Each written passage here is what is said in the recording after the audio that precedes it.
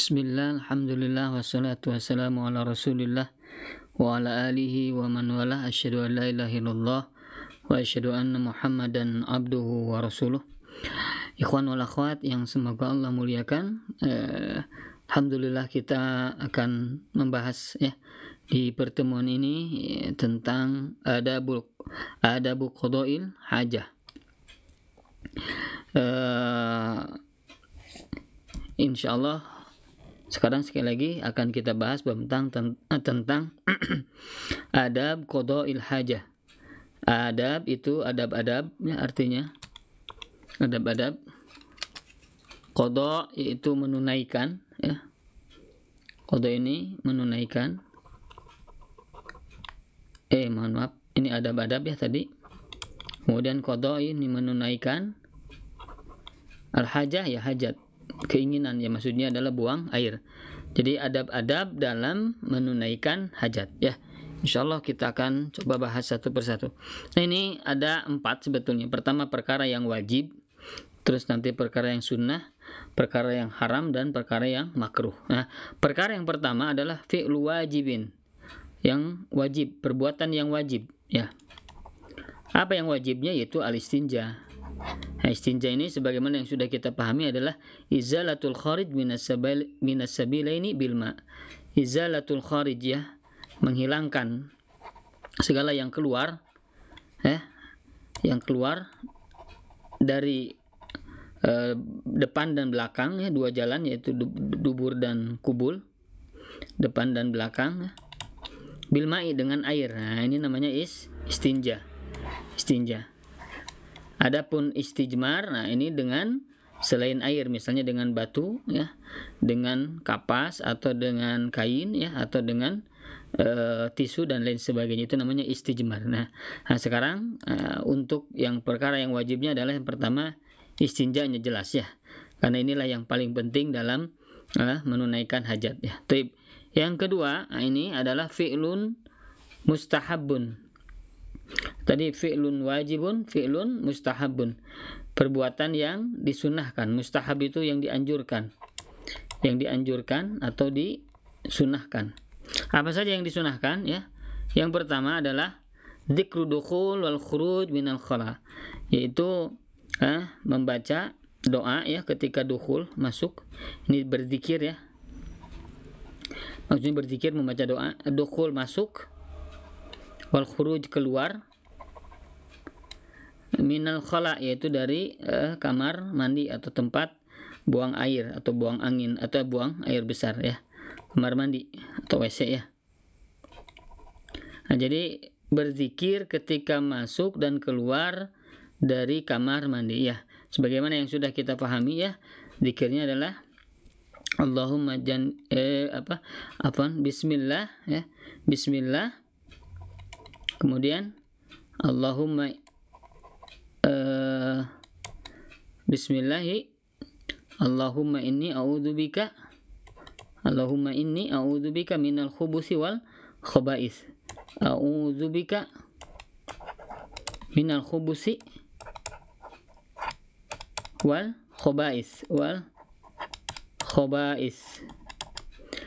Bismillah dengan nama Allah karena ketika kita akan buang air atau buang sesuatu hajat kita akan membuka aurat maka salah satunya adalah dengan kalimat bismillah sebagaimana kata Nabi sallallahu alaihi wasallam bahwasanya satru ma baina al-jinni wa aurati bani adam idza dakhala al-khala an yaqula bismillah.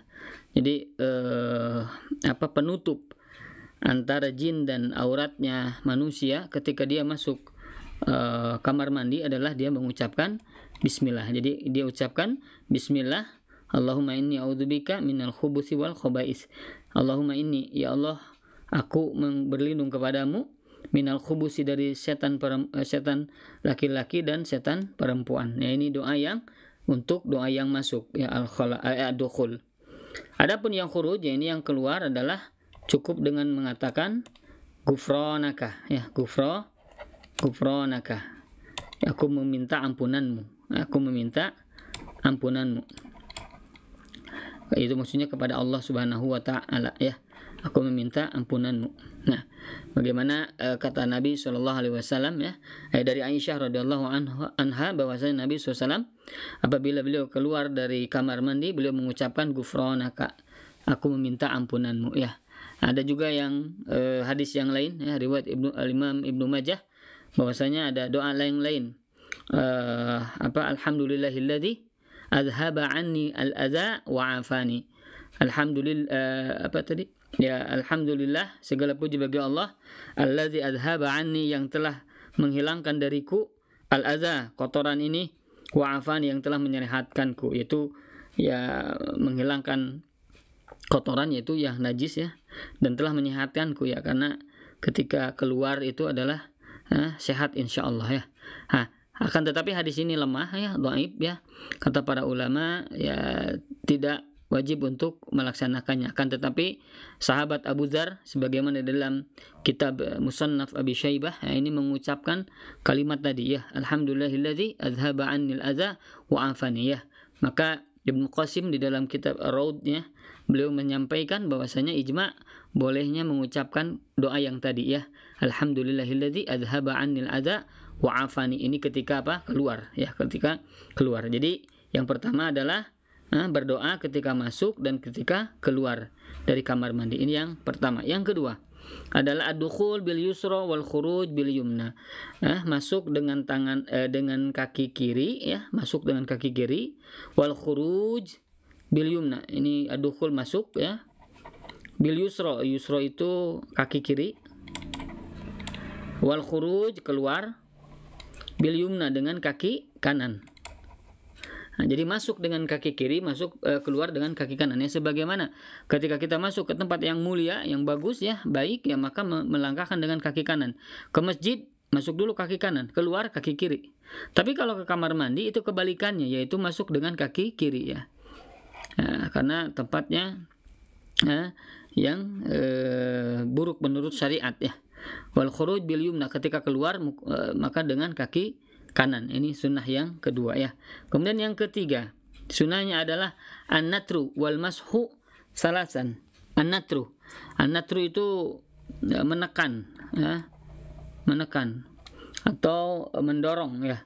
Jadi di dalam pengertian fikihnya an-natru itu an yuharrika zakarahu biyadihi liyastakhrija ma fihi. Jadi mengeluarkan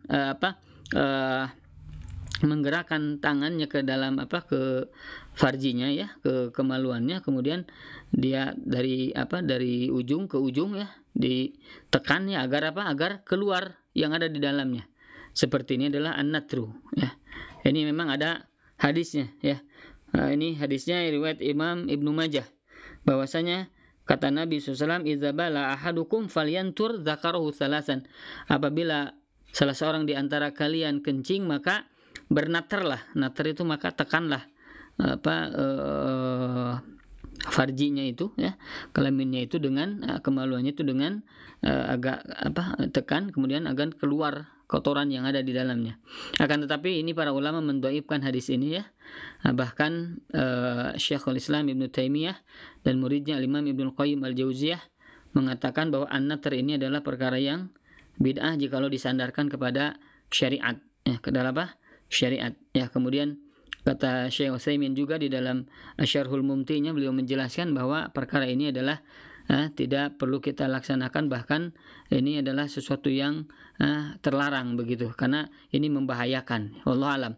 Ini intinya adalah Hanbaliyah ya, Hanabilah mengatakan bahwa an-natar ini adalah sunnah ya, memang karena ada hadisnya. Akan tetapi ulama yang lain mengatakan hadisnya ini lemah, jadi tidak bisa kita amalkan. Wallahu alam. Wal mashu salasan, dan mengusap 3 kali ya. Jadi 3 kali diusap atau dibersihkannya seperti itu. Ini yang ketiga, sunnah yang ketiga. Kemudian yang keempat adalah al-bu'du wal istitar. Al-bu'du itu menjauh, al-bu'du menjauh. Wal istitar itu membuat penutup, penutup, atau dia menutup diri gitu ya. Beda as-satru atau as-sitru dengan al-istitar. As-satru atau as-sitru itu menutup aurat, kalau istitar itu ya agar orang tidak melihat ketika dia buang hajat ya. Nah, maka ini baiknya adalah seluruhnya tidak terlihat. Kita bersembunyi seperti itu. Tapi kalau misalnya terlihat kepalanya saja itu pun tidak apa-apa. Atau badannya saja tidak apa-apa, itu tetap menutup aurat ya.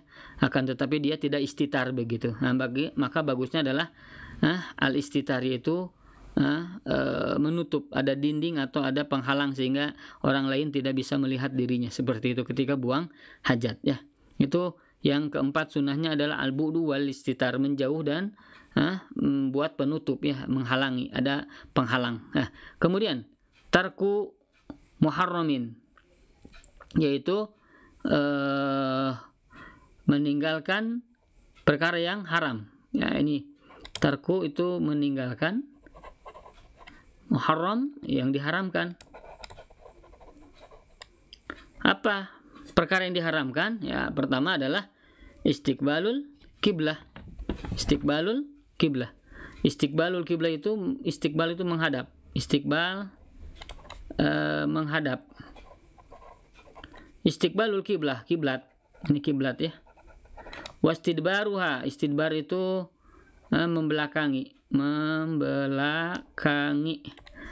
membelakanginya, maksudnya adalah kiblat ya. Membelakangi kiblat. Fi ghairi bunyanin, selain apa? Bunyan. Ini fi ghairi itu selain bunyan, gedung atau bangunan ya, ada bangunannya.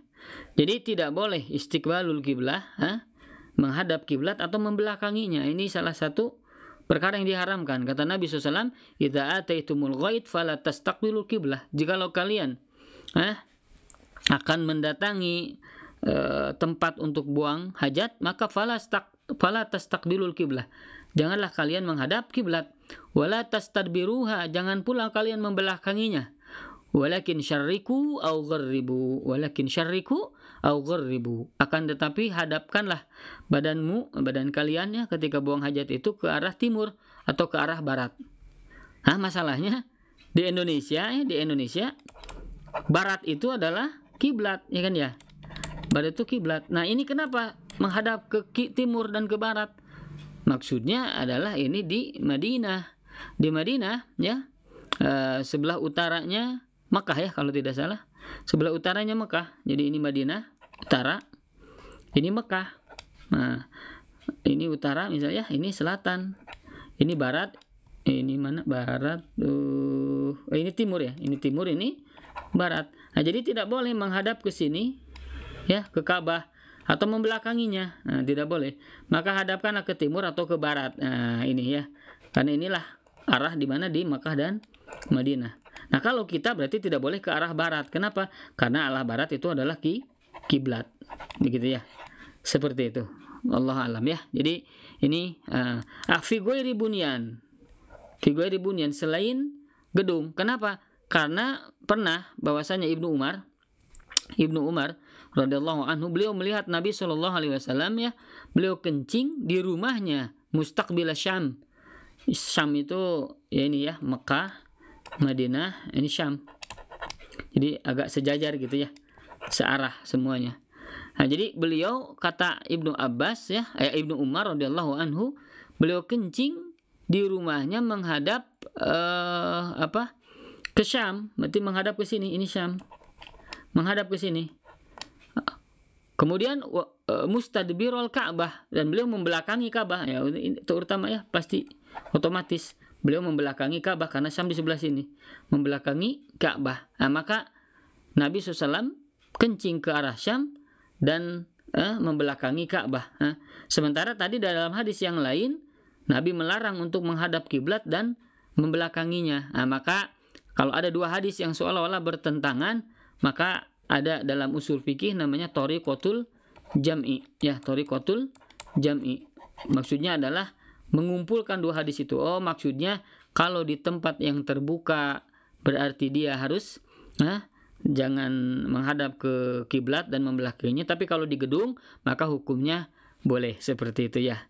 Walaupun yang lebih baik adalah tetap ya ketika kita membangun WC ya, tidak menghadap ke kiblat atau tidak membelakangi membelakangi kiblatnya itu lebih ahsan, lebih baik dan lebih afdol ya, wallahu a'lam.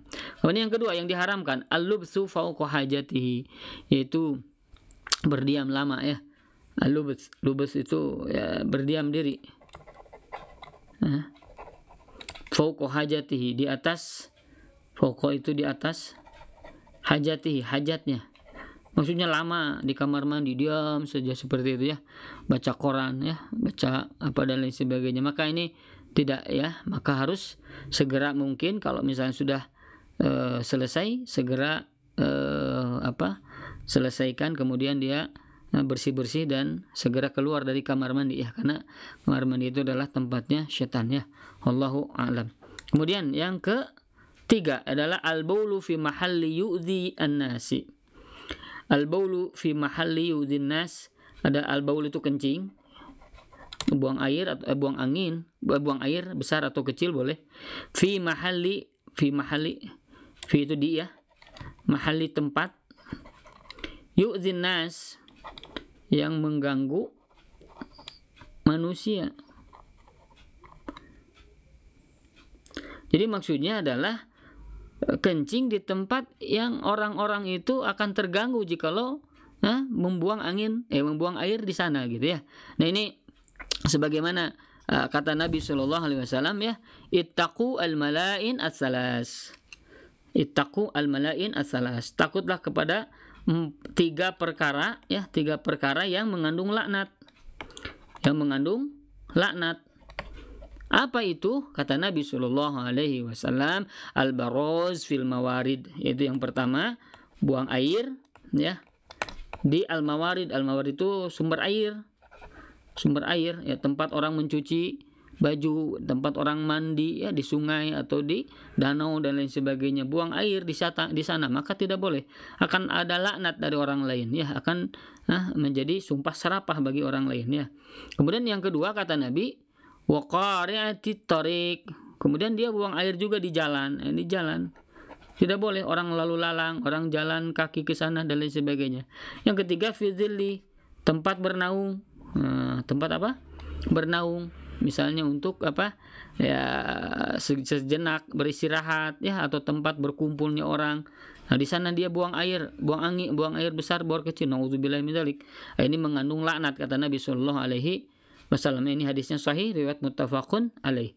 3 perkara yang dilaknat ya, buang air di sungai, sumber air ya maksudnya, di jalan dan di tempat yang bernaungnya manusia. Maka ini perkara yang diharamkan ya. Maka kata Syekh ya di sini, al-baulu fi mahalli yu'dhin nas, tempat yang akan mengganggu manusia ketika dia buang air kecil atau air besar itu ya. Wallahu alam. Ini perkara yang diharamkan. Yang keempat, tarku makruh, meninggalkan perkara yang dimakruhkan ya, makruh. Apa itu? Yang pertama adalah ad-dukhul bima fihi dzikrullah, masuk yang ada zikrullah, penyebutan nama Allah ya. Misalnya apa? Ad-dukhul bima fihi dzikrullah, kalau Nabi kan ada cincin ya, cincinnya itu ada kalimat Allahnya di dalam cincinnya, maka cincinnya dilepas. Begitupun kita tidak boleh masuk ya, membawa matan kitab ya, misalkan ada kitab kecil gitu ya, hadis, kemudian misalnya zikir pagi petang dimasukkan di sakunya ya, ini tidak boleh.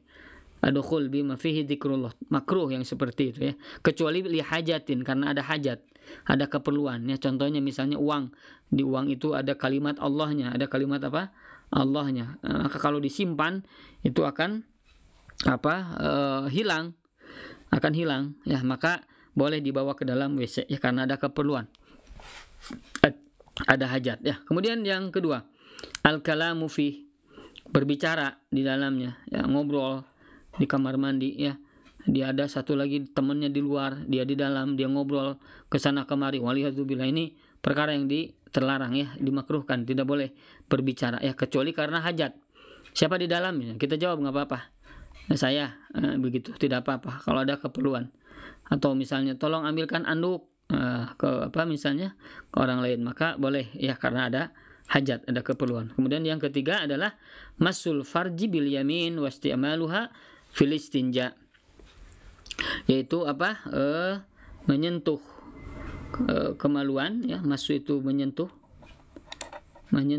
al-farj, farj itu kemaluan, bil yamin dengan kanan, tangan kanan, wasti'maluha fil istinja, dan menggunakannya.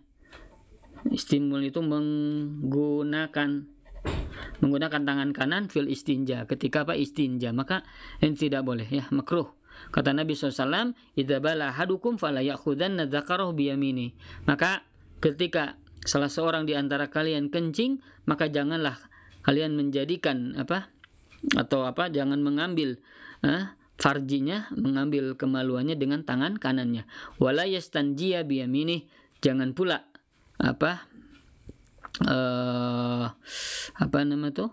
beristinja dengan tangan kanan. Jadi tidak boleh istinja atau memegang kemaluan dengan tangan kanan. Ini perkara yang dimakruhkan, ya.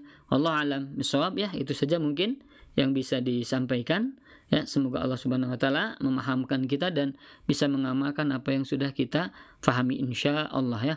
Barakallahu fikum, aqulu qouli hadza wastaghfirullah li wa lakum. Wassalamualaikum warahmatullahi wabarakatuh.